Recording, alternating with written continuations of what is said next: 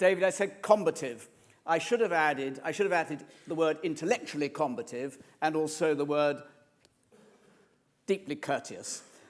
That said, I rest my case. Margaret and David, you've given us a wonderful overview from which to approach Churchill with extraordinary illuminating insights into the individual and an historical perspective that makes sense and makes, a lot of you have come very long journeys. I guess that even if you hear nothing more, and you're going to hear an awful lot more, I know that'll be very interesting, you two have made the journey worthwhile already. Now you've got to make their journey worthwhile because this is your chance to say what you think. You are all, many of you Churchillians, most of you are specialists or know something, have strong views about America, about the United Kingdom, about Churchill. So there is a roving microphone or roving microphones. They will come to you for a show of hands, and the first person to put his hand up or her hand up will be a hero or heroine of the day. Let's hear what you have to say. I've already got one hand up. I feel like an auctioneer. I got one hand up here. I got one hand up there. Well, I had two hands up there. Yeah, okay, we're going to be fine. Let's start with the first hand that I saw, which is 4 in the second row. If you can hurry the microphone down there. If you feel like saying who you are and where you come from, that would be very nice. If you want to, no name and no patrol, that's your right. Arif Zaman, live in London, born there.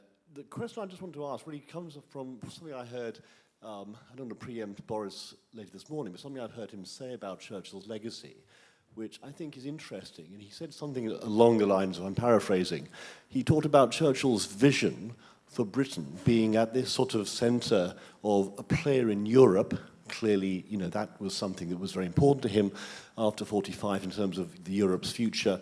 Also a player in the Commonwealth. I think that's often forgotten, but of course, he was Prime Minister in his second term when the Commonwealth was in its very early days. The Commonwealth also celebrating 50 years now. And also a player in the relationship with the US. So my question back to you, David, and perhaps Margaret, is that sort of, that combination of players. The Commonwealth, of course, also, we're talking about very many different countries, but also very many of the emerging markets as well that we talk about, young populations in South Asia and elsewhere. So if we look at a vision of the world, which is a combination of that very important set of countries that the Commonwealth spans, as well as the Europe dimension, as well as the relationship with the US, though may be different, will still matter, how does that help or hinder our view of Churchill in the future? You go straight to the heart of a big British debate, not least at this very moment, given that the governing party has strong views about the European Convention on Human Rights, which Churchill was instrumental in establishing, plus our relationship with Europe more generally, and with the Commonwealth, with very strong competing views. Margaret, why don't you go first of all on this? Well, to pick up on what David Cannadine was saying so eloquently, I think Churchill was playing a weak hand, and I think he was seeing Britain as a country with multiple relationships which could be used to keep Britain in the center of things. And so the Commonwealth, as it transformed itself from an empire into a Commonwealth, could be a vehicle for British influence. I think he also felt a genuine attachment to it. He'd spent quite a bit of his time as a young man in various parts of the empire. And I think he did see that there was a possibility of some sort of Commonwealth bond, which a lot of people, including in my own country, Canada, felt in the 1950s. The special relationship with the United States was something he laid a great deal of stress on. I think sometimes it was more rhetorical than actual. But again, I think it was an attempt to make sure that Britain remained at the heart of events. And so, in a sense, the more relationships Britain could have with Europe, with the United States, with the Commonwealth, meant that Britain would still be a player. I mean, I think he recognized, and he had to recognize, that Britain's power and its economic strength was no longer what it was by 1945. Britain was now very much the junior partner in the relationship with the United States. And I think the British people no longer were prepared to pay the price of a very expensive and activist foreign policy or of maintaining the empire. But I think it was Churchill's attempt, and I think to pick up on very much on what David was saying, to play a weak hand as effectively as he could.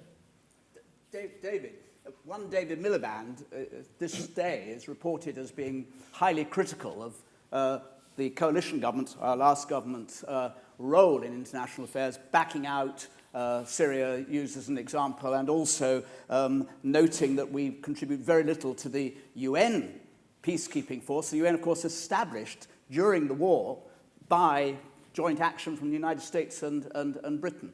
So perhaps if I could cast that question, is where do you think, have you ever sense of, it's obviously speculative, where Churchill would be now in facing the dilemmas that this relatively weak country has?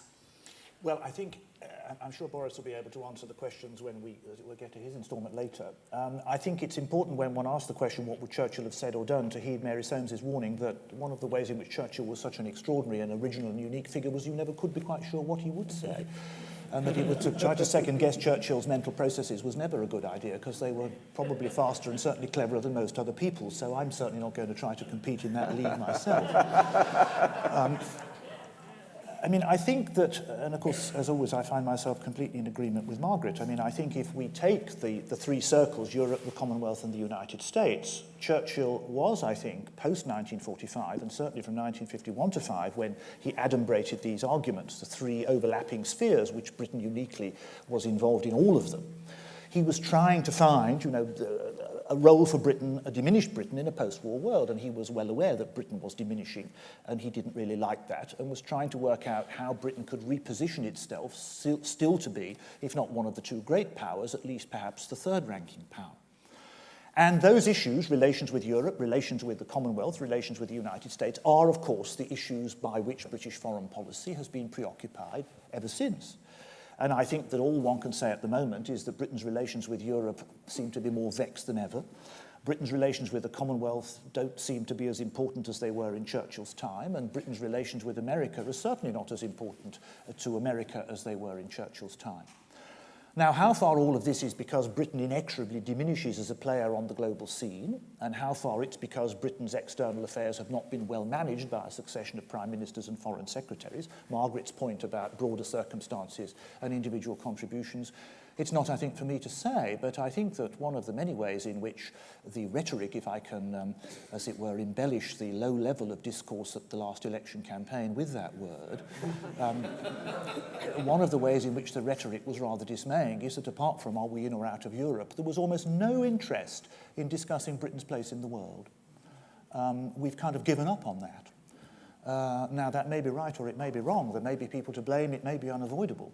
But I think to try to imagine what Churchill would have thought of that is at best a deeply distressing enterprise and at worst a completely mistaken thing to undertake. We spent all, for those who weren't subjected to a very long campaign, we spent nearly all the campaign asking political leaders what would they do in the event of a hung parliament.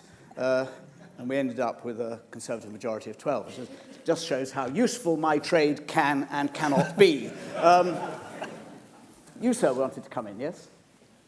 Down here with the microphone, please. Any other hands so I can just see them up now? Oh, lots there and there. Let's go there, and then we'll go over there. I'm keeping a bit of an eye on the time, so if you can make your comments brief, it would be helpful. Okay, Don Grader, Louisville, Kentucky, U.S. David, a question on the Time magazine thing about Churchill for the first half of the century and then Einstein for the whole. And I'm sure you nailed exactly the reasons for Einstein's choice.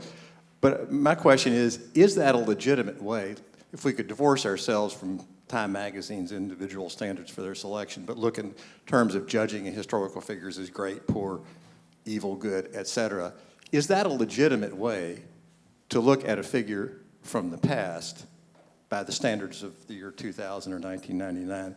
Or is it more akin to what William Manchester called generational chauvinism, looking at judging historical figures who lived in different times by the standards of the time at which the person is making the judgment? Well, my guess is that Margaret will be much better equipped to answer that question than I am, but since you've addressed it to me, perhaps I should go first.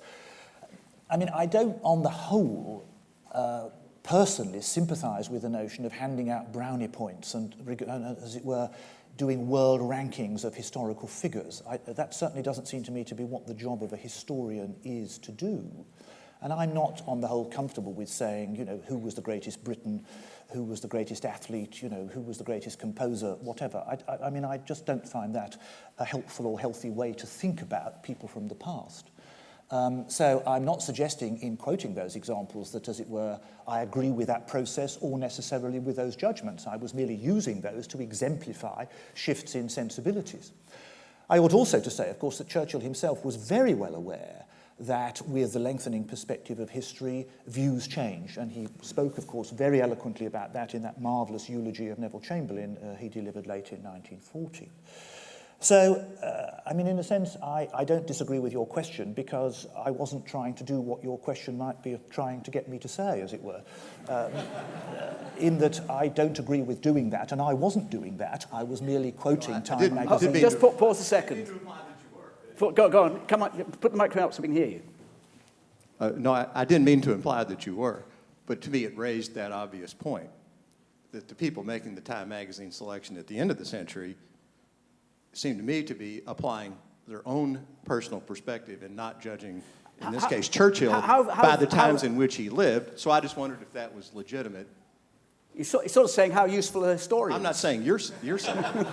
Yes, I'm not sure we're making any progress here. I mean, I am not privy to the mental processes, if that's what one can call them, of Time magazine. So I feel I can't speak. Okay, Margaret. Oh, well, I'll just be very Canadian and say let's all agree. We do peacekeeping a lot. No, I think, look, we as historians, we shouldn't judge people by the standards of our own time. We should judge them.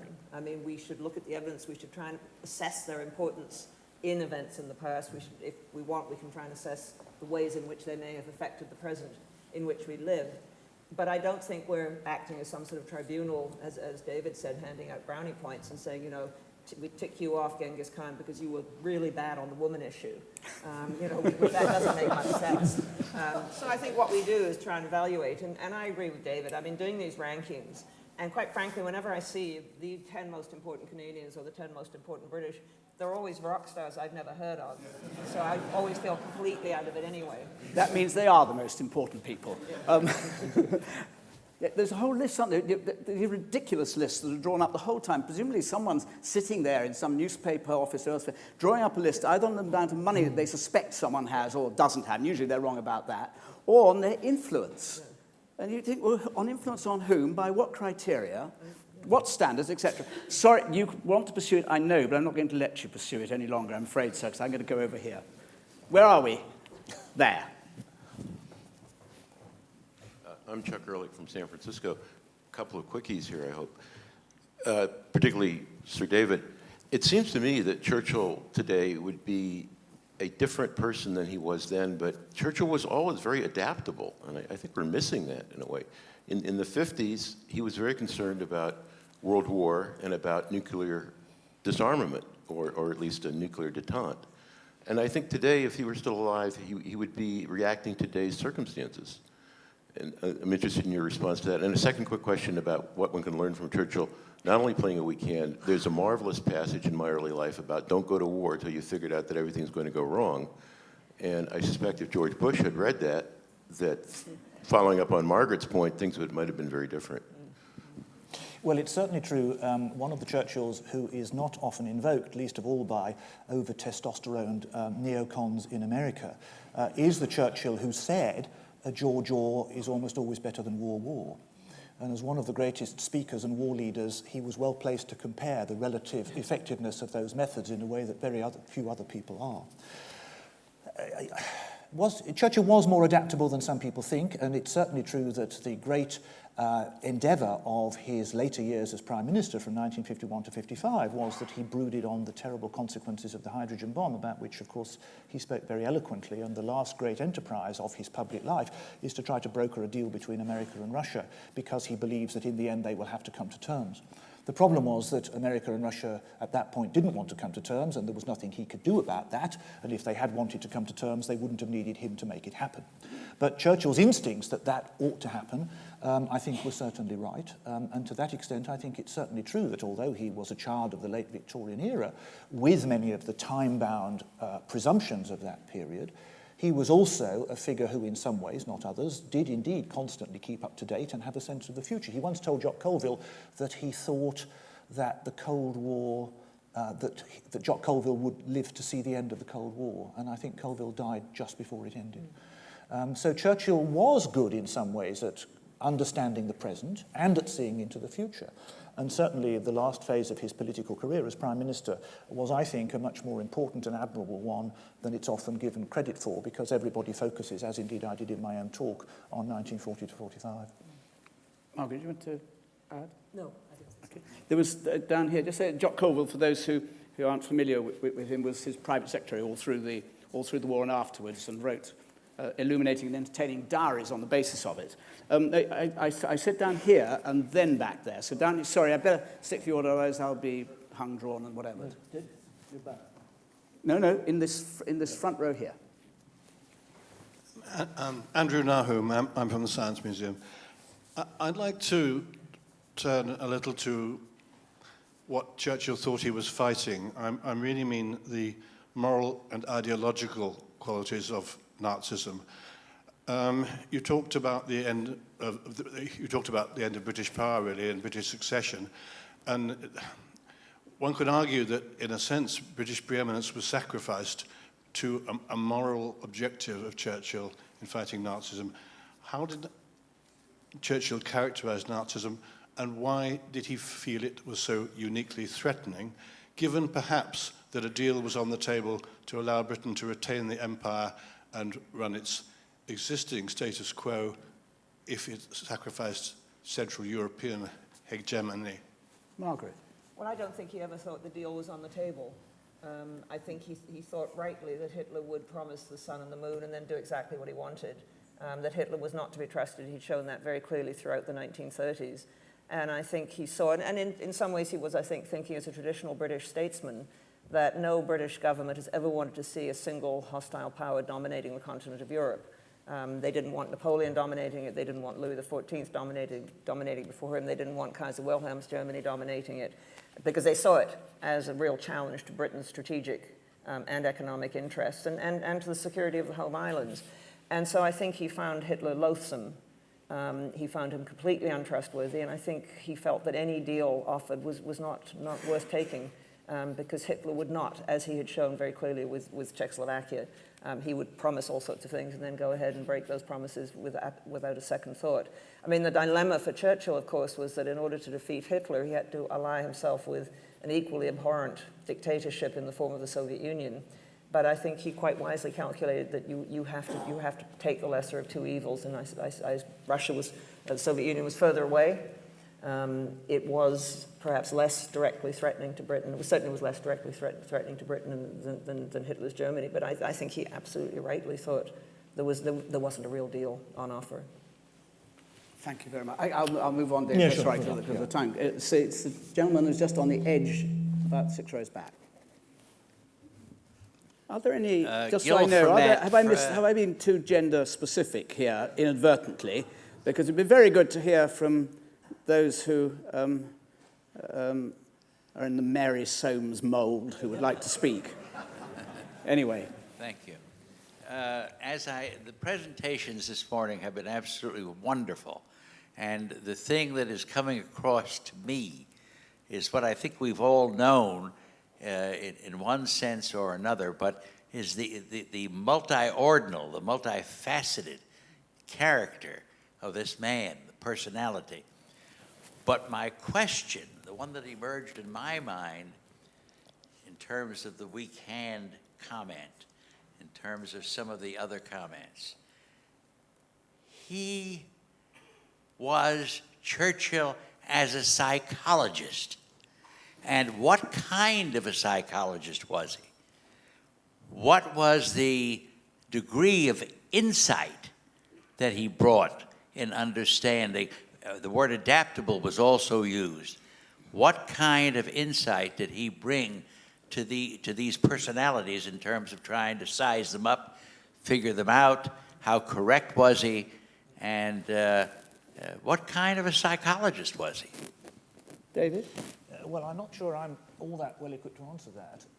I mean, I think one thing I would say about Churchill is that he wasn't much given to introspection, and his notion of human relationships was not perhaps as fully developed as we might like to think ours are. He was a very self-sufficient figure. A pasha, that was Clementine's view of him. But he did learn from experience. He was a good example of why all our political leaders shouldn't be in their 30s, 40s, or early 50s. He learnt as he went along from his mistakes and from other people's mistakes. And that's partly why he's so interesting. I'm not sure I can answer more specifically the point you make, but I mean, one of the points I would want to make about Churchill, and again, it's partly why he's so interesting, is that all his life, really, Churchill was a sort of extraordinary, wonderful, naughty, but brilliant child. And he always needed managing. He always needed a governess and he always needed a headmaster to bring out the best in him and to kind of marginalise the worst in him. And all the comments on Churchill, critical and admiring, are essentially making that point. And those are really the two Churchills, of which my two Churchills, or those two Churchills, are a sort of subset. The wonderful figure and the sort of terribly difficult figure. The figure of enormous gifts, fabulously powerful mind, amazingly creative, torrential eloquence, larger-than-life personality, but always in danger of going off the rails.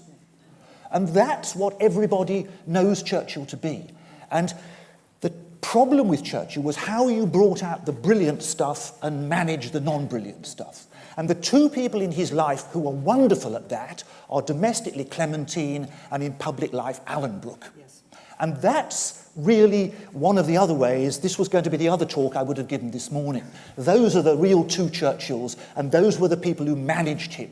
And what Britain needed was how to manage Churchill to bring out the best in him. And those two people were wonderful at doing that. That doesn't answer your question, but I hope you don't mind my saying it. I see, David. I can tell David must be working on a book called The Two Churchills, Clemmy and Brooke. Margaret. I can't resist because I found this wonderful quotation from Alan Brooke this morning.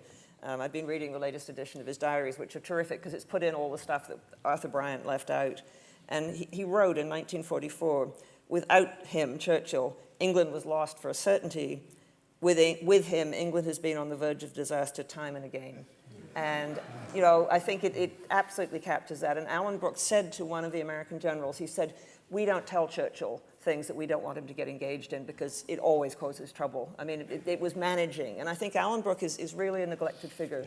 But it's quite interesting that because the fact that he says that Brooke isn't just talking about his political and personal magnetism. He's also talking about the fact that he does make decisions. Oh, yes. And so to that extent, going back to what you said originally, the individual is critically important because Brooke sometimes claimed the glory for things that were very effective. He started to own, for instance, the policy of the Middle East and going into Sicily, whereas in fact, Churchill before that, unless I'm completely wrong, had already had in his mind, although he hadn't used the phrase, going into the soft underbelly. I mean, he dominated the argument, correct me, that led Britain and America into going into obviously holding on to the empire and then going into North Africa before doing anything else. And that was Churchill at the heart of that, not Brooke.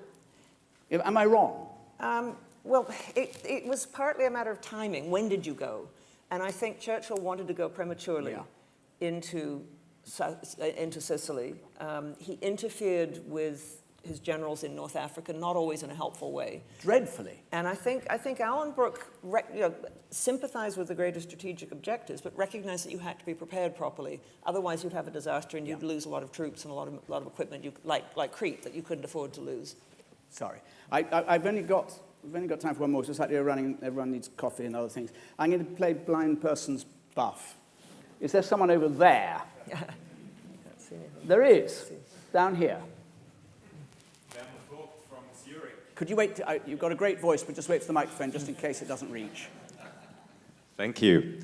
Werner Vogt from Zurich, where on the 19th of September in 1946, Churchill said, "Let Europe arise."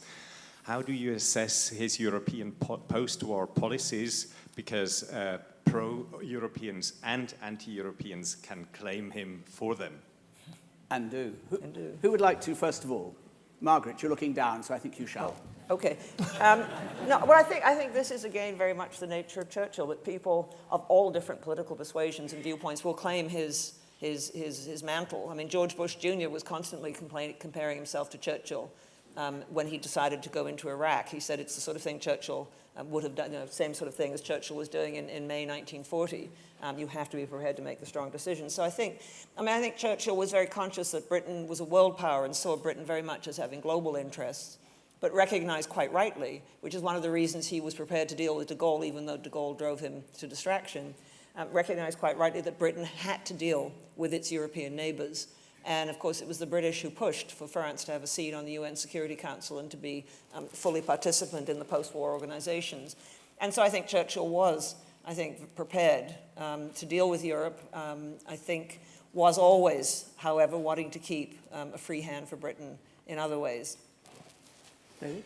Well, Margaret is absolutely right, I think, about the way in which the different politicians of different persuasions seek to find in Churchill a legitimation for their own position. And because Churchill, like Shakespeare, is full of quotations, it's not difficult to do that.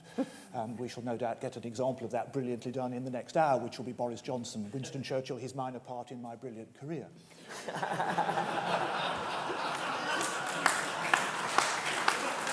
I did use the word. I now withdraw the two adjectives that I used, and I just go back to combative. Actually, I thought that was being courteous, but never mind. The point about Zurich is significant. It's the other half of the Fulton speech. What Churchill is concerned about in the aftermath of the Second World War is how you cope and contain communism, and part of the answer is reignite the Anglo-American special relationship. The other part is try to reconstruct Western Europe. And the reconstruction of Western Europe is the point of the Zurich speech. And it is, of course, one of Churchill's greatest speeches. It's the one great speech he makes about the future of the world that's not in America, and it's a very significant speech. But what Churchill would have thought of Jacques Delors, we have no way of knowing. All I think we do know is that that speech made at Zurich was a very brave speech and a very creative speech, and in the context of the time, a very important speech. I bet you do, we could hear more from both Professor Margaret Macmillan and Sir David Cannadine. Professor Sir David Cannadine, we can't because you've got to have coffee. And therefore we have to pause. I'm sorry we couldn't get to all of it. You're going to have some time to put all these thoughts and questions together over the next day or two. So thank you very much for being so attentive, and thank you for them for being so marvellous.